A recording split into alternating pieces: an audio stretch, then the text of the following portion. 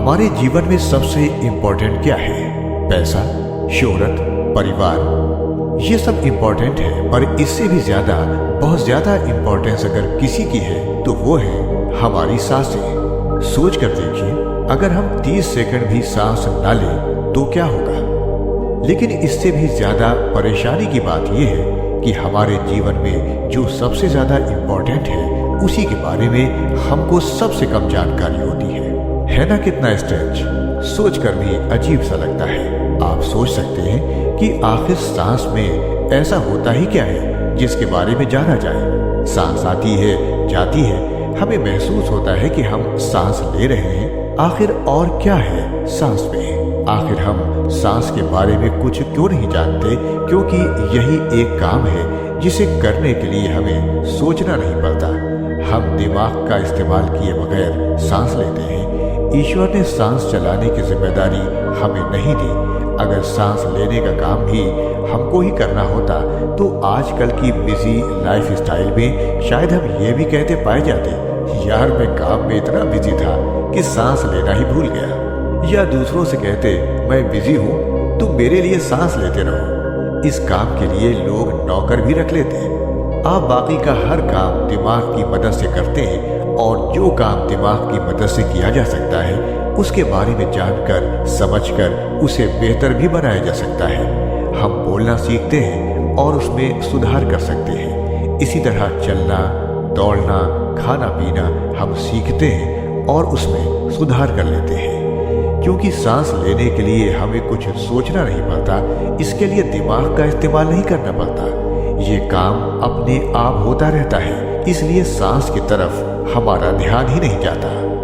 जबकि असलियत यह है कि हमारे जीवन में होने वाली छोटी से छोटी या फिर बड़ी से बड़ी सभी एक्टिविटीज का हमारी सांस से बिल्कुल सीधा रिलेशन होता है। जी हाँ, आपकी सांसों में ही छिपा होता है वो सब जो आपको और आपकी लाइफ को इफेक्ट कर रहा होता है, आपकी जिंदगी पर अच्छे बुरे असर डाल रहा होता है। विज्ञान में सिखाई जाने वाली कई योग क्रियाएं सांसों पर आधारित होती हैं।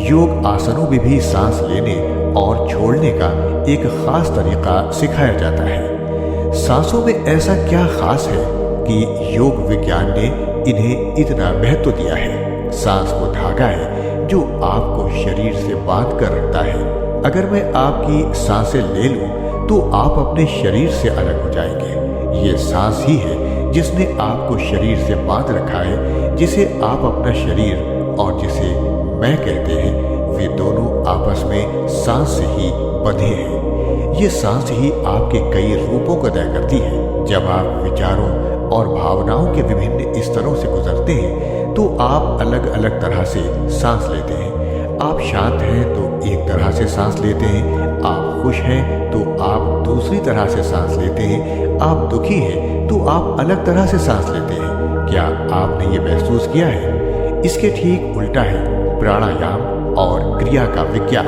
जिसमें एक खास तरह से सचेतन होकर सांस ली जाती है। इस तरह से सांस लेकर अपने सोचने, महसूस करने, समझने और जीवन को अनुभव करने का ढंग बदला जा सकता है। शरीर और मन के साथ कुछ दूसरे काम करने के लिए इन सांसों को एक यंत्र के रूप में कई तरह से इस्तेमाल किया जा सकता है। आप जिस तरह से सांस लेते हैं उसी तरह से आप सोचते हैं, आप जिस तरह से सोचते हैं उसी तरह से आप सांस लेते हैं। आपका पूरा जीवन, आपका पूरा अचेतन मन आपकी सांसों में लिखा हुआ है। अगर आप सिर्फ अपनी सांसों को पढ़ सकें तो आप अपना अतीत, वर्तमान और भविष्य जान सकते हैं। ये तीनों आपकी सांस लेने की शैली में लिखे हुए हैं। एक बार जब आप इसे जान जाते हैं तब जीवन बहुत अलग हो जाता है। इसे अनुभव करना होता है। ये ऐसा नहीं है जिसे आप प्रवचन से सीख सकते हैं। अगर आप कुछ सोचे या कुछ किए बिना सहजता से बैठने का आनंद जानते हैं तो जीवन बहुत अलग हो जाता है। आज इसका वैज्ञानिक सबूत है कि बिना शराब की एक बूंद लिए, बिना कोई चीज लिए आप सहजता से बैठकर अपने आप नशे में मतवाले और मदहोश हो सकते हैं। अगर आप एक खास तरह से जागरूक हैं तो आप अपनी आंतरिक प्रणाली को इस तरह से चला सकते हैं कि आप सिर्फ बैठने मात्र से परमानंद में चले जाते हैं। एक बार जब केवल बैठना और सांस लेना इतना बड़ा आनंद बन जाए, तब आप बहुत हंसमुख, विनम्र और अद्भुत हो जाते हैं, क्योंकि तब आप अपने अंदर एक ऊंची अवस्था में होते हैं। दिमाग पहले से ज्यादा तेज हो जाता है। सांस ही वो साधन है, वह सीढ़ी है जिसके द्वारा स्पिरिचुअलिटी पर जाया जाता है। भगवान शिव ने इसे सबसे बेहतरीन ज्ञान और साइंस बताया है। इसी ब्रीदिंग पावर से हमारे योगियों और महात्माओं ने खुद की फीलिंग्स और इमोशंस पर कंट्रोल पाया, और इसी साइंस या कहें पावर ऑफ ब्रीदिंग को समझेंगे हम दो दोस्तों की कहानी से, जहां रोहित ने साइंस ऑफ ब्रीथिंग को समझा और इस साइंस को अपने जीवन में यूज करके अपनी ऑर्डिनरी लाइफ को एक्स्ट्रा ऑर्डिनरी बनाया और पाई सफलता। इसी साइंस को वो समझाएगा अपने दोस्त विवेक को, जो अपने जीवन की रेस में काफी उलझा हुआ है। साइंस ऑफ ब्रेथ आप सुन रहे हैं आरजे अनवर हसन के साथ कुकू एफएम पर। कुकू एफएम, सुने जो मन चाहे। अच्छा लगा सुन के, लेकिन इसके आगे के एपिसोड्स तो लॉक्ड हैं, जो सिर्फ कुकू एफएम प्रीमियम मेंबरशिप के साथ ही मिलेंगे।